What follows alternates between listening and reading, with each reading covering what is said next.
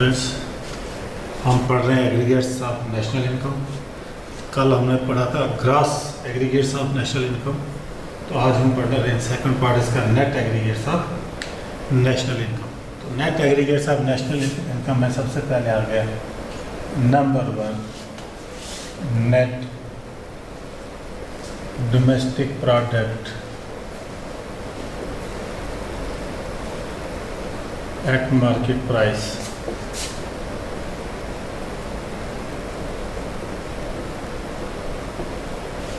Net domestic product at market price. Net domestic product at market price क्या है? Net और gross में दो डिफरेंस है। Gross domestic product at market price और net domestic product at market price, इसमें minus depreciation करते हैं, माइनस डेप्रिसिएशन। और नेट डोमेस्टिक प्रोडक्ट में प्लस डेप्रिसिएशन करेंगे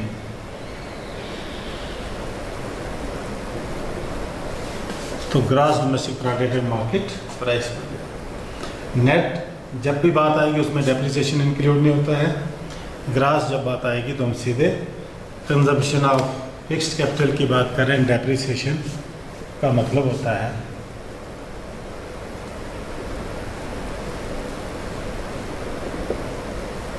consumption of fixed capital, consumption of fixed capital, जिसको बोलते हैं wear and tear of machinery.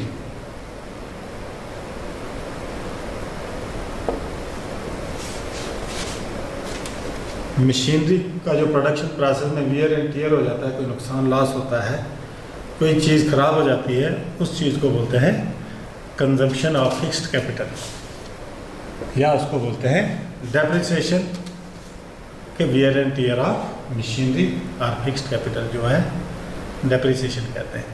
तो ग्रॉस डोमेस्टिक प्रोडक्ट में जो है डेप्रिसिएशन इंक्लूड होती है और net domestic product at market price में डेप्रिसिएशन को माइनस कर देते हैं। तो हमारे पास आ जाते हैं net domestic product at market price.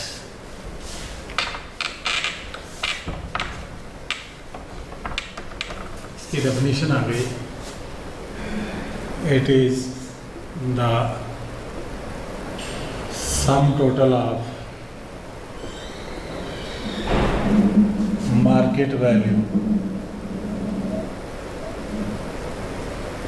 Of all the goods and services produced within the domestic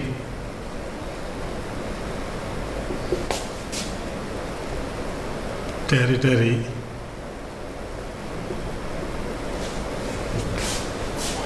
of a country in an accounting year. जिस ईयर में हम ग्रॉस डोमेस्टिक प्रोडक्ट को हम अकाउंट कर रहे हैं, net domestic product at market price account कर रहे हैं, उसी साल को उसका अकाउंटिंग ईयर कहते हैं। तो ये मार्केट वैल्यू है पूरी गुड्स एंड सर्विसेज की, exclusive of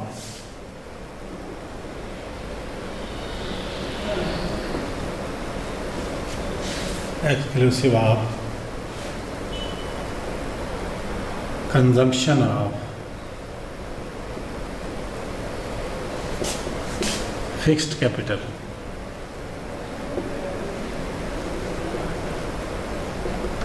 consumption of fixed capital, जिसको बोलते हैं depreciation.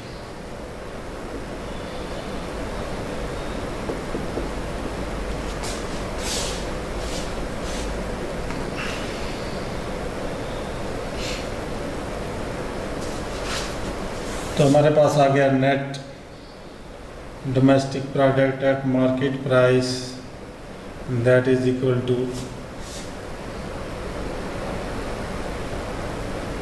Net domestic product at market price is equal to gross domestic product at market price minus depreciation.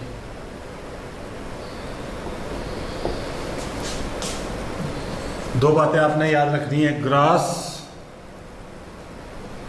और नेट। ग्रॉस जब बात आएगी तो टोटल मनी वैल्यू आएगी, सम total of money value of goods and services. Net में आएगा exclusive of depreciation.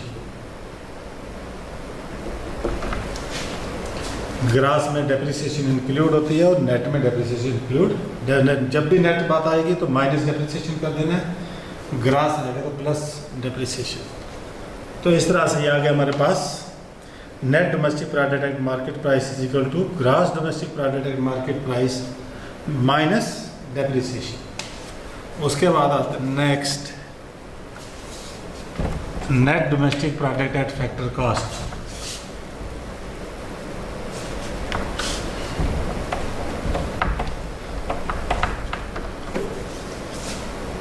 Eight factor cost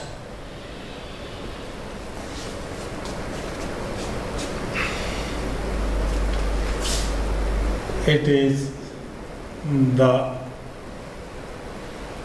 sum total of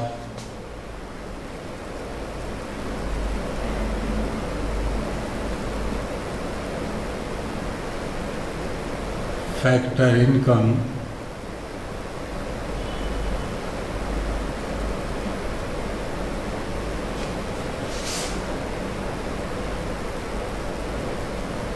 earned by the normal residents of a country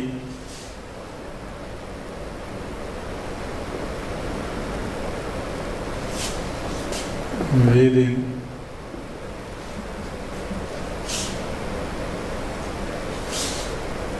the accounting year.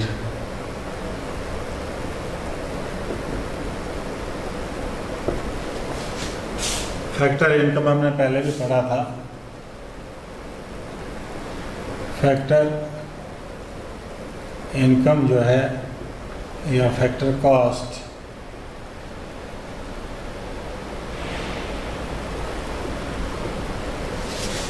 ये आ गया factor services के बदले में जो हमको मिलता है,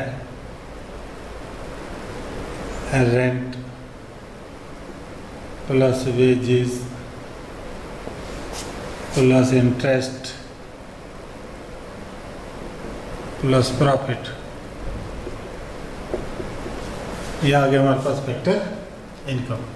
it is the sum total of factor income earned by the normal residents of a country within the accounting year. इसमें क्या आता है कि जो नेट इनडायरेक्ट टैक्सेस जो है इसमें इंक्लूड नहीं होते। जैसे हमारे पास ये आ गया net domestic product at factor cost is equal to gross domestic product at market price minus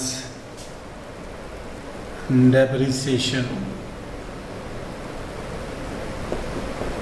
ये आगे हमारे पास net domestic product at market price, तो माइनस इसमें कर देंगे नेट इनडायरेक्ट टैक्सेस, तो ये हमारे पास आ जाएगा net domestic product at factor cost. इस पे हमारे पास वही चीज़ रह जाएगी जो हमें फैक्टर इनकम यानी रेंट, वेजेस, इंटरेस्ट, इन सब का टोटल जो आएगा इसमें आ जाएगा net domestic product at factor cost.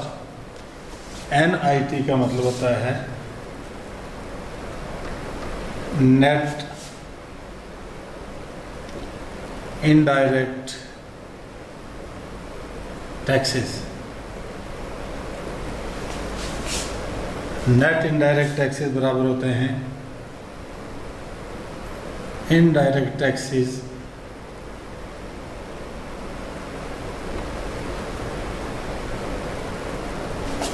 Minus subsidies.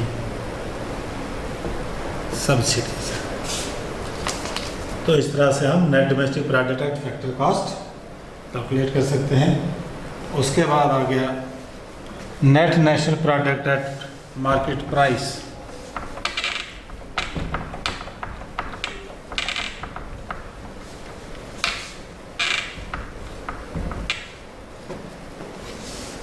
Number 3 आ गया net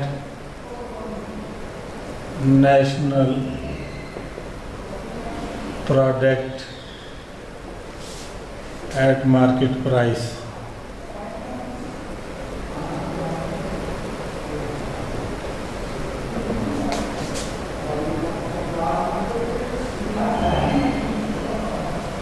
net national product at market price.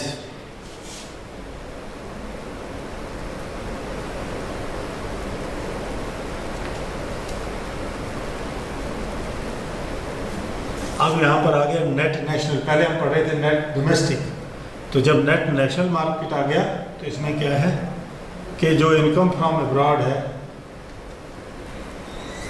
Income from rest of the world जो है उसको भी इसमें इंक्लूड अगर कर देंगे grass net national net domestic product में, अगर रेस्ट ऑफ द वर्ल्ड से भी हम इनकम इंक्लूड कर देंगे तो हमारे पास बन जाएगा net national product at market price.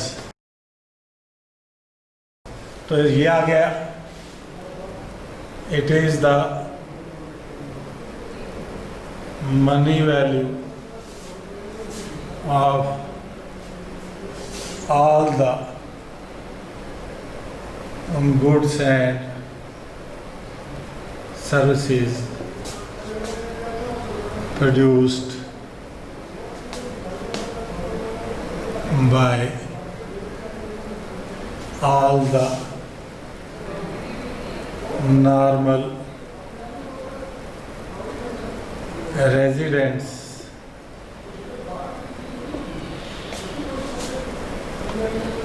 of a country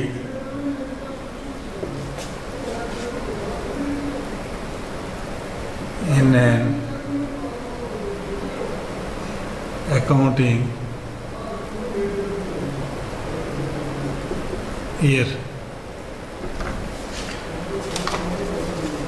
net national product जो नॉर्मल रेजिडेंट्स ऑफ एक कंट्री जो होता है कि जो बाहर है,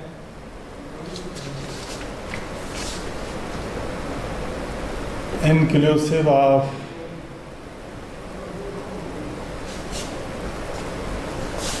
income from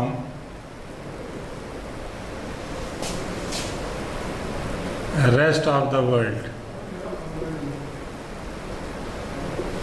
income from rest of the world.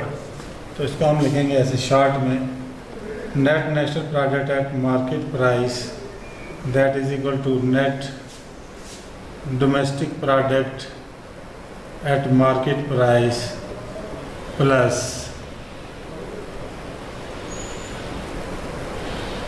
Net plus net factor income from abroad minus, क्योंकि नेट है तो नेट में डेप्रिसिएशन कभी भी नहीं आएगी, नेट माइनस डेप्रिसिएशन। अगर gross national product at market price जो हमने कल निकाला उसमें डेप्रिसिएशन इंक्लूड होती है, उसमें आएगा grass domestic product at market price plus net factory income from abroad. लेकिन नेट में जो है डेप्रिसिएशन को माइनस कर देते हैं तो हमारे पास आ जाता है net national product at market price. इसी तरह से एक और स्टेप इसको लिख सकते हैं, net national product at market price that is equal to gross national product at market price minus depreciation.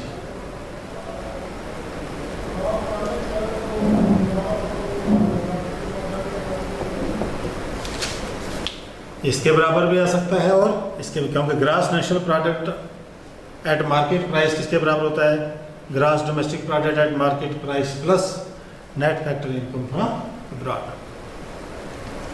उसके बाद आता है चौथा इसका, net national product at factor cost.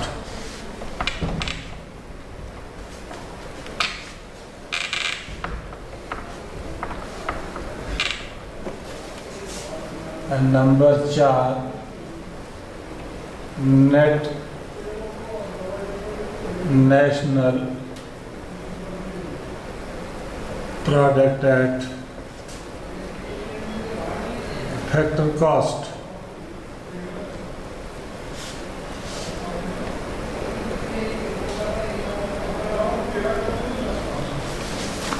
It is the sum total of the factor incomes earned by the normal residents of a country, both within the country and from rest of the world.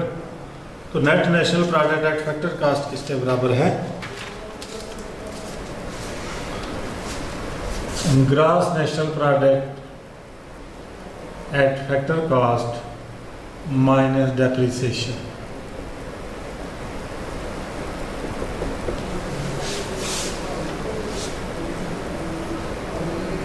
Net national product at factor cost, gross national product at factor cost minus depreciation. क्योंकि net में जब grass में से depreciation निकाल देंगे तो हमारे पास नेट बच जाएगा, या हम इसको कैलकुलेट कर सकते हैं net national product at factor cost this is equal to net domestic product at factor cost plus net factor income from abroad. Net domestic product at factor cost, इसमें डेप्रिसिएशन ऑलरेडी नहीं है, minus कर दिया है, plus net factor income from abroad करेंगे तो भी हमारे पास net national income, net national product at factor cost आ जाएगा, जिसको हम नेशनल इनकम भी बोलते हैं। इसको क्या बोलते हैं, नेशनल इनकम, नेशनल इनकम। तो इस तरह से ये बहुत सारे एग्रीगेट्स ग्रास में और नेट में थे। तो इसके बाद आता है number 3,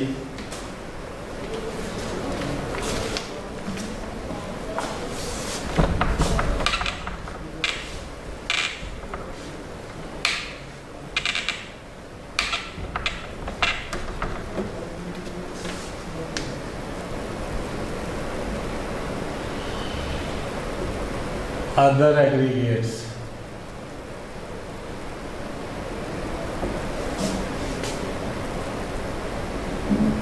of national income।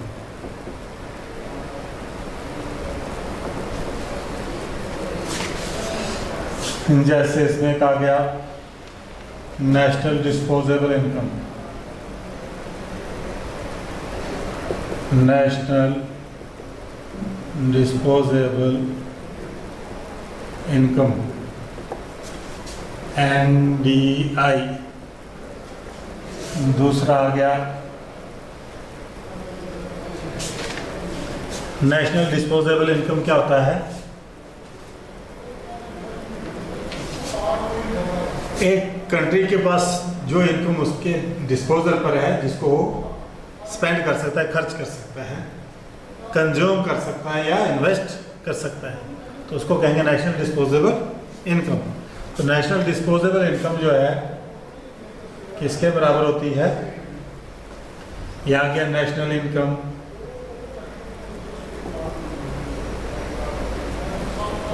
Plus net indirect taxes plus net current transfers from rest of the world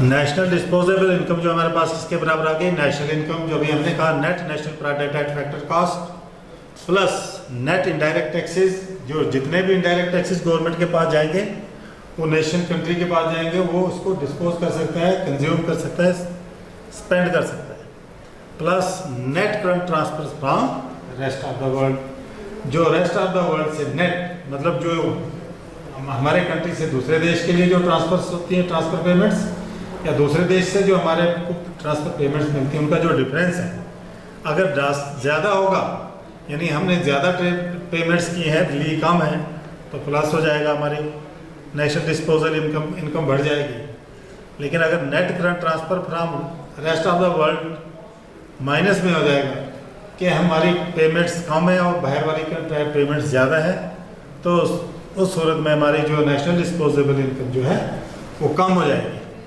तो इस तरह से हम नेशनल डिस्पोजेबल इनकम निकालते हैं। डिस्पोज में जिसको हम स्पेंड कर सकते हैं, कंज्यूम कर सकते हैं। तो ये नेशनल डिस्पोजल इनकम भी जो है दो किस्म की होती है। एक आ गई ग्रॉस नेशनल डिस्पोजेबल इनकम और दूसरा आ गया net national disposable income.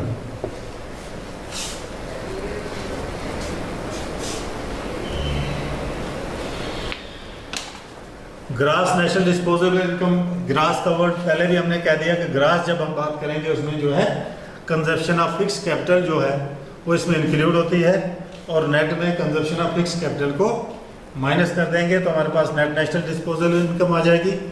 Grass में अगर कंजप्शन ऑफ फिक्स्ड कैपिटल या डेप्रिसिएशन को इंक्लूड कर देंगे तो हमारे पास ग्रास नेशनल डिस्पोजेबल इनकम बन जाएगी। उसके बाद आता है प्राइवेट इनकम। नंबर 2 आ गया प्राइवेट इनकम।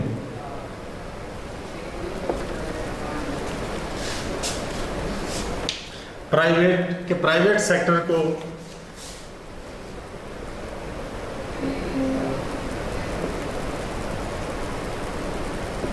प्राइवेट सेक्टर की इनकम जो है, not public sector but private sector, उसकी इनकम को बोलेंगे प्राइवेट इनकम। तो प्राइवेट इनकम किसके बराबर होती है? Private income is equal to income from domestic product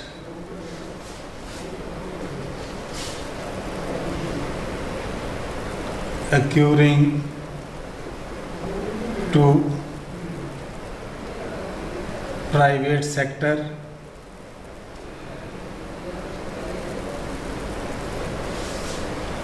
plus net factor income from abroad occurring to private sector plus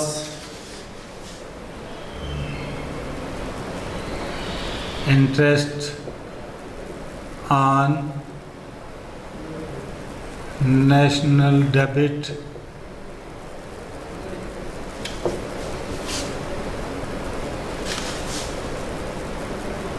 plus net current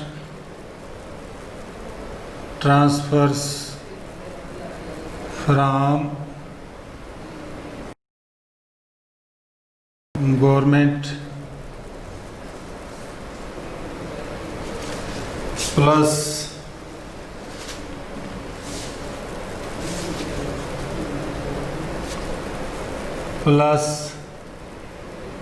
net current transfers from rest of the world. Private income क्या हो गया कि income from domestic product accruing to private sector, जो private sector को income हो रही है domestic product से, plus net factor income from abroad, ये भी वही प्राइवेट सेक्टर से, plus interest on national debit, plus net current transfers from government से जो प्राइवेट सेक्टर को जो हेल्प मिलती है, असिस्टेंस मिलती है। और ये जो interest on national debit, national debit होते हैं कुछ, इसमें आता है नेशनल सेविंग सर्टिफिकेट्स, या आ गया कोई शेयर्स, कुछ बॉन्ड्स, कुछ शेयर मार्केट में पैसा लोगों ने जो लगाया होता है उसके ऊपर जो इंटरेस्ट आता है, जो इंटरेस्ट आएगा वो प्राइवेट सेक्टर की इनकम हो जाती है, वो प्राइवेट सेक्टर की इनकम में काउंट हो जाती है। Plus net current transfers from rest of the world, वही जो transfer rest of the world, donations, gifts, कोई असिस्टेंस बाहर से मिलती है, और जो हम अपने देश से बाहर देते हैं प्राइवेट सेक्टर में, जो उनका डिफरेंस आएगा उसमें इसको प्लस कर देना है। अगर डिफरेंस हमारे कंट्री का ज़्यादा होगा तो हमारी प्राइवेट इनकम बढ़ जाएगी, अगर ये डिफरेंस कम है तो हमारी इनकम जो है प्राइवेट इनकम कम हो जाएगी। तो ये आ गया प्राइवेट इनकम। उसके बाद आता है personal income.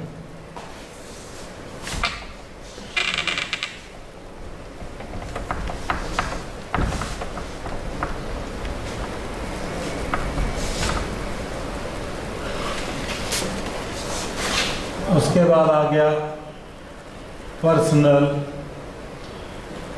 Income.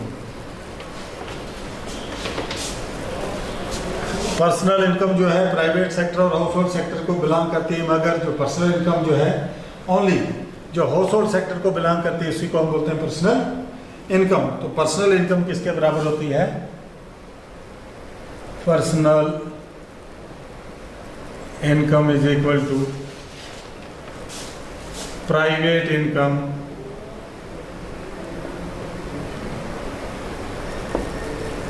Minus corporation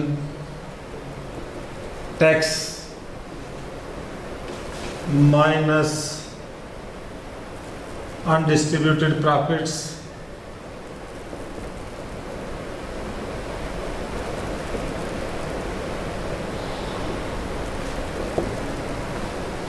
minus net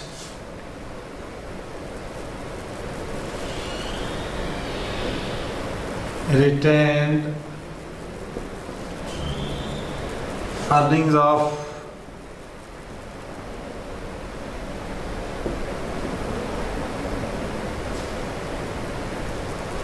foreign companies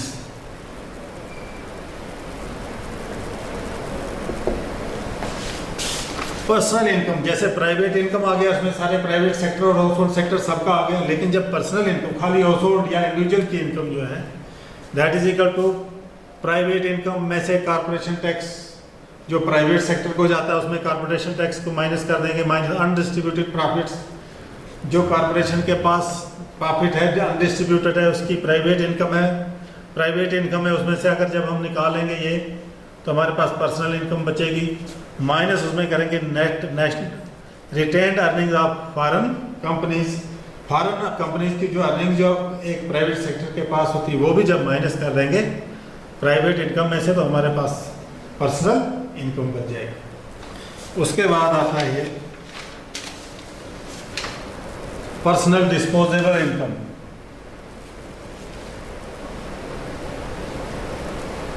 personal disposable income.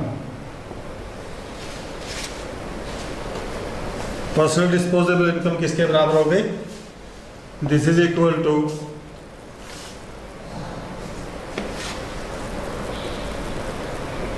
Consumption plus saving, और personal disposable income is equal to personal income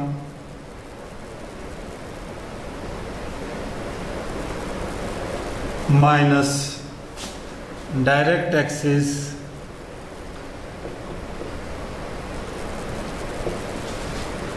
minus miscellaneous government receipts. Personal disposable income कौन सी होगी? Consumption plus saving करेंगे, जो अगर मैंने consume कर दिया, स्पेंड कर दिया और प्लस सेविंग करूंगा, मेरे पास आ जाएगी पर्सनल डिस्पोजेबल इनकम। या पर्सनल डिस्पोजेबल इनकम किसके बराबर होती है? पर्सनल डिस्पोजेबल इनकम में, पर्सनल इनकम में से हम माइनस कर देंगे डायरेक्ट टैक्सेस, जो मेरी इनकम है, जो मुझे डायरेक्ट टैक्स लगेगा उसको भी माइनस कर देंगे, या माइनस गवर्नमेंट सेप्स, कोई और गवर्नमेंट की कोई जो पेमेंट्स वगैरह करने हैं उसको भी माइनस करके, तो मेरे पास पर्सनल डिस्पोजेबल इनकम बच जाएगी, जिसको मैं कंज्यूम कर सकता हूँ, जिसको मैं कंजप्शन में इस्तेमाल कर सकता हूँ या सेविंग में इस्तेमाल कर सकता हूँ। तो ये इस तरह से कुछ बहुत सारे एग्रीगेट्स ऑफ नेशनल इनकम थे, इनको हमने बारी बारी से पढ़ा है। तो आज के लिए इतना ही बहुत है। Thank you very much.